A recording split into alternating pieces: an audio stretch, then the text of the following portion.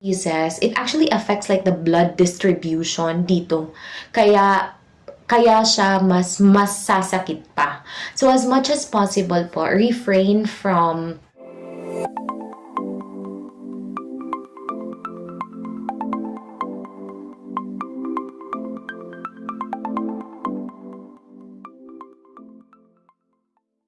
Hi everybody! So sa video ito, ibabahagi ko po sa inyo kung ano yung mga ginawa ko nung sumasakit yung ngipin ko na nakatulong sa akin. So let's talk first kung kailan siya nagsimula talaga na sumakit. It was when I had I went in our barangay health center to have my daughter's like vaccine. At ang nangyari nun, sobrang init sa labas. Like, tirik na tirik yung araw. And I was carrying my baby. And I am not sure if you have the same experience as me, na pagkalabas ko sa hospital, I was educated by the nurses not to carry like heavy things kasi nakakabinat. So, ganun. And I was actually like very careful about those things. But anyway, going back, although baby ko lang yung kinakarga ko at the time, but my baby actually was very like quite big and quite heavy. So, I think it was also a factor. So again, going back, sobrang init ng araw, and then I was walking to the barangay hall, and then I was carrying my baby. So there's like I'm carrying something a little bit heavy, and with a combination of the heat of the sun.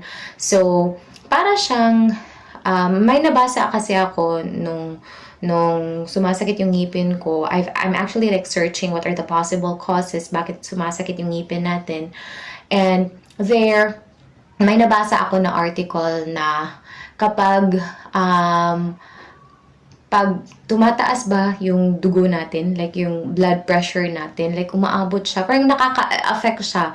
It will actually worsen the pain that we will be experiencing, or it will cause the pain in our like gums, in our teeth. So yun.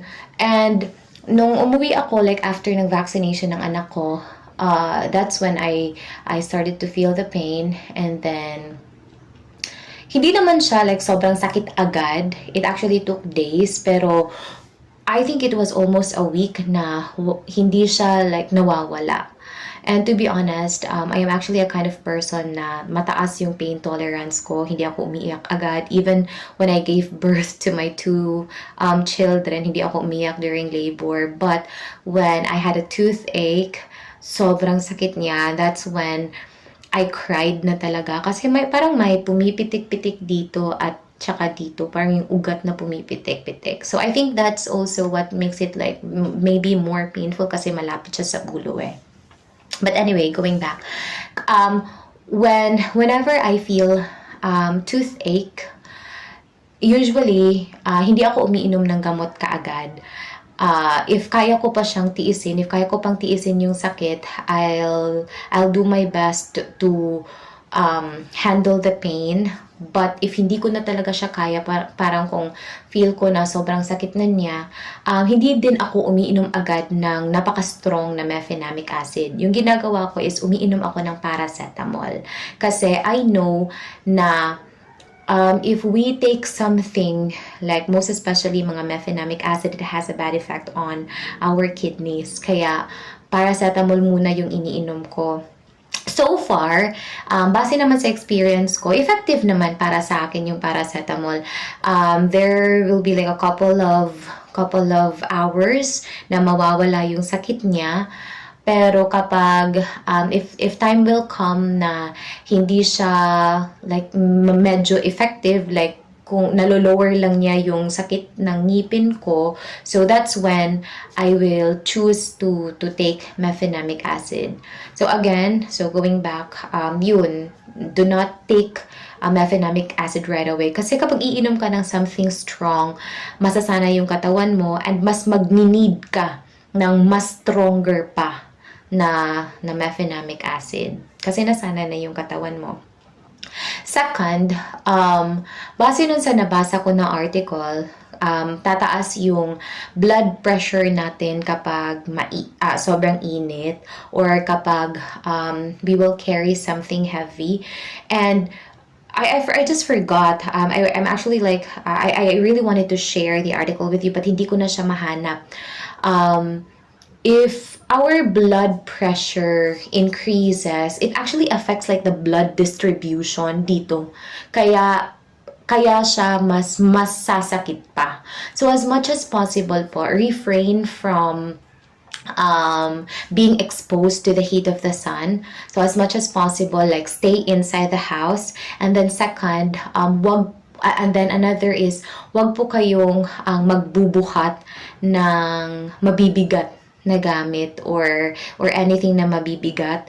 And do not like move around the house like you're like what you usually do, kasi again, if you keep on moving around, your blood will circulate maybe fast. I actually like forgot the article. I really wanted to share it, but yun yung nabasa ko. So that's what I did.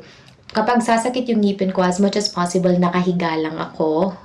Hindi ako masyadong gumagalaw-galaw. And kung gagalaw ma ako, like sobrang hina lang ng lakad ko para hindi gagrabe yung circulation or yung blood pressure ko. Kasi that's what I notice also to myself. Kapag gumagawa ako ng marami, nagbubuhat ako, nabibilad sa araw, it will become more painful. So yeah.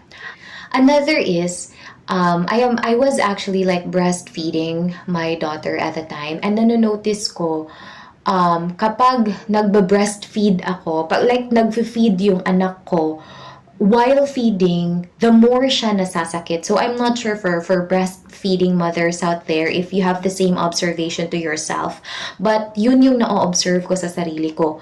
While my baby is feeding from me, yun, mas sasakit pa siya. Kaya I also did another like, search from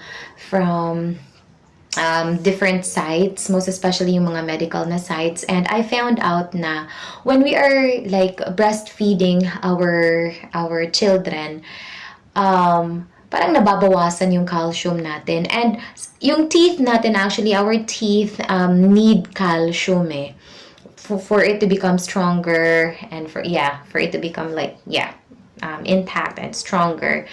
And kung nanonotice nyo, most especially yung mga medyo marami ng anak na mga mommies, na tatanggalan na sila ng ngipin. So in Bisaya, actually we call it pangag, but I'm not sure in Tagalog what's the right term. Parang easy na tatanggal yung ngipin nila. It is because of the loss of calcium while breastfeeding. So yung ginagawa ko is, yung ginawa ko, since that's also like another observation na na-observe ko, I really make sure na I take calcium. Yung ginawa ko is actually, I take my calcium like vitamins twice a day. Isa sa gabi at isa sa umaga. And inom din ako ng gatas kasi it's also like a good source of calcium. So yun, that's also another observation na nakatulong siya na medyo hindi siya sasakit ng sobra kapag nakainom ako ng calcium. And iwasan mo din na, how can I say it? Iwasan mong i-chew yung food sa masakit na part kasi what if may butas siya tapos mapapasukan ng food particle, yun, mas gagrabe yung sakit. Another thing na ginawa ko is, nung bata pa ako, tinuruan ako ng mama ko na kapag sasakit yung ngipin natin, lalagay tayo ng salt or asin sa medyo mainit-init na tubig sa isang baso, tapos you mix it well. Actually, yung ginawa ko is, sometimes I am already like desperate na mawala talaga yung sakit niya So, madaming asin yung linalagay ko, and then yung medyo mainit-init na tubig. And then, I mix it well until natunaw na yung lahat ng asin. And then, minumumog ko siya. And right after, to be honest, sobrang sasakit siya.